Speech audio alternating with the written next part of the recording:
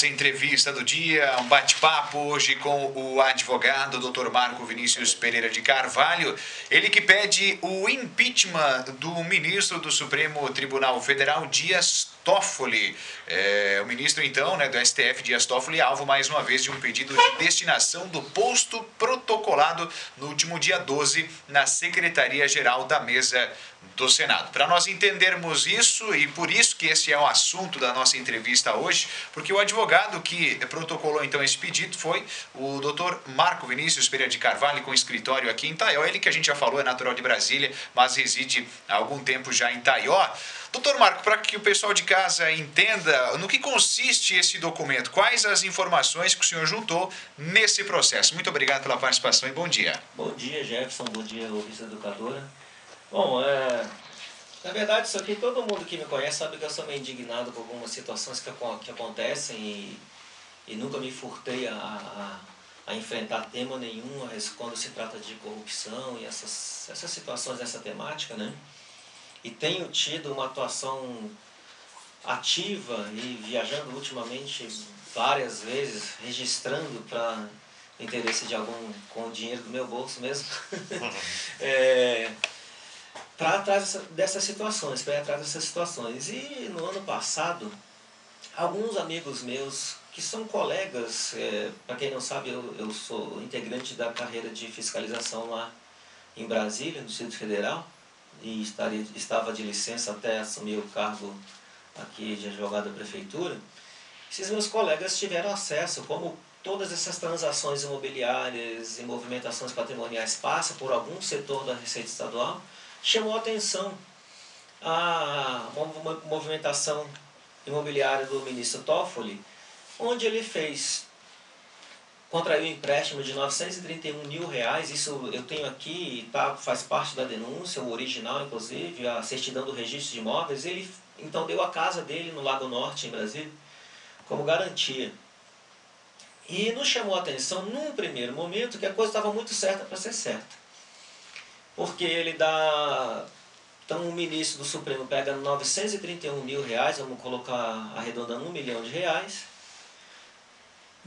paga uma prestação que, pelos nossos cálculos, na época, correspondia a 49% dos vencimentos dele no tribunal, coisa que nenhum cidadão consegue, porque a gente sabe que financiamentos são limitados a 30%.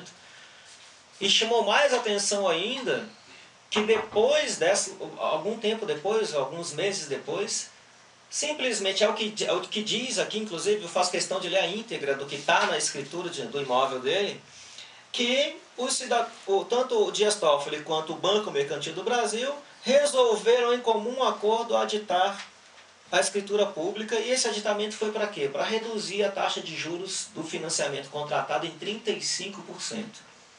Ora, eu nunca vi ninguém, depois de contratar firmar um contrato de empréstimo, sentar com o banco em comum acordo, diminuir a taxa de juros em 35%. Bom, de posse dessas informações, o que eu fiz? Eu joguei no sistema do Supremo Tribunal Federal o nome dele e o Banco Mercantil do Brasil para saber quantos processos, se haviam processos depois dessa data que ele tinha julgado a respeito do banco. E, para minha surpresa, pelo menos 10 processos, eu listo aqui na denúncia, ele relatou e julgou o processo desse banco após o empréstimo. E isso é uma coisa veementemente vedada, proibida pelo Código de Processo Civil, proibido pelo Regimento Interno do Supremo Tribunal Federal e é listado como um dos crimes de responsabilidade praticados por ministros do Supremo Tribunal Federal na lei do impeachment. Para quem não sabe, podem sofrer impeachment, além do presidente da República, também ministros do Supremo Tribunal Federal, que é o caso.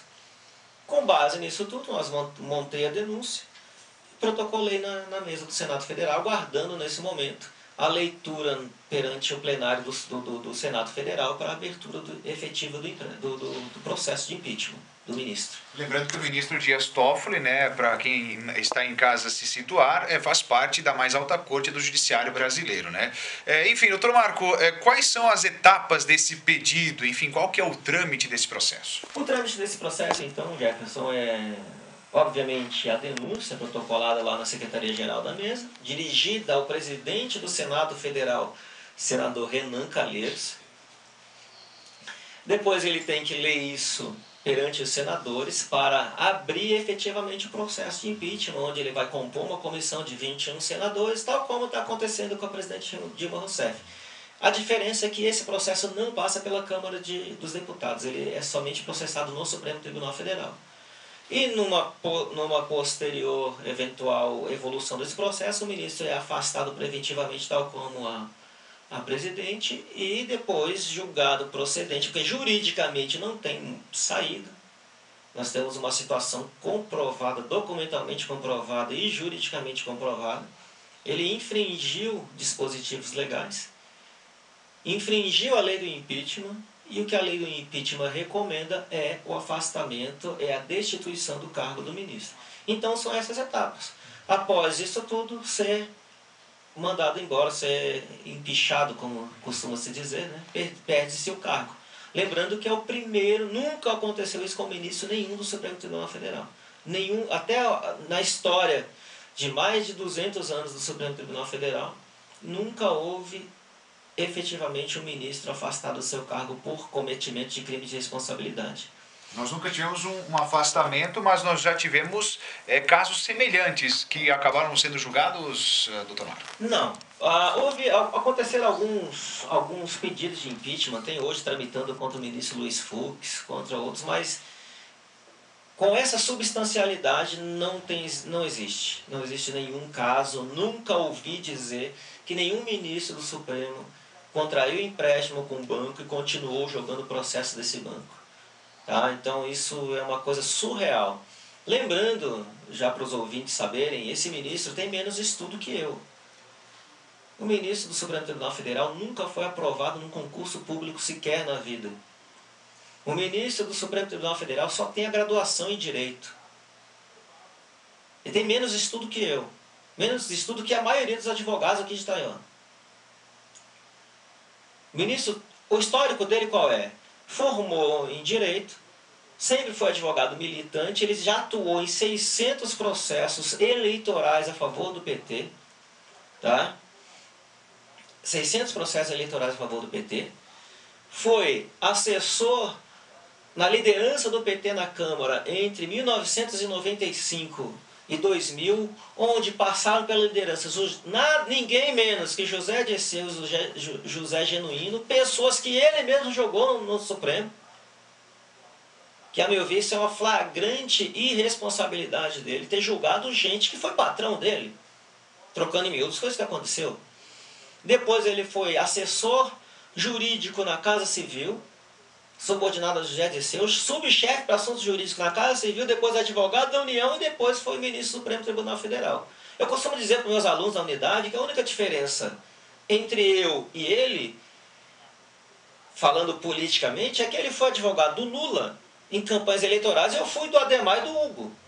Porque se o Adhemar e o Hugo fossem candidatos a presidente da República e tivessem sido eleitos, provavelmente eu poderia ser um ministro do Supremo.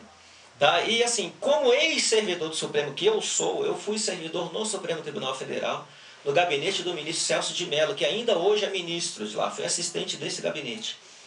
E conversando com colegas de lá, a gente nota o constrangimento dos colegas e eles confidenciam o constrangimento dos próprios ministros com uma situação dessa. Porque, na verdade, você coloca abaixo a credibilidade do próprio tribunal com uma situação dessa. Então, nessa minha denúncia, eu fiz um estudo aprofundado, inclusive, do fenômeno da imparcialidade do julgador, ou da parcialidade. Fiz estudos dentro da Corte Internacional Europeia, onde eles recomendavam arquivamentos e refazimentos de processos, inúmeros processos, tá? Onde pessoas foram julgadas por um juiz manifestamente suspeito na causa.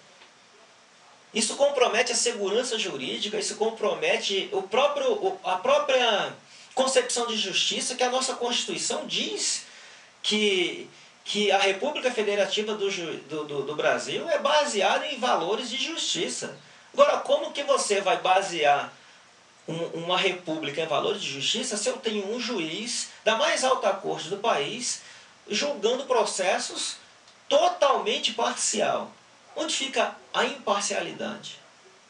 Será que eu, você e qualquer cidadão, vamos falar do pessoal da Minha Casa Minha Vida, Vai conseguir sentar com a Caixa Econômica Federal, repactuar a dívida e diminuir a taxa de juros, como o ministro fez?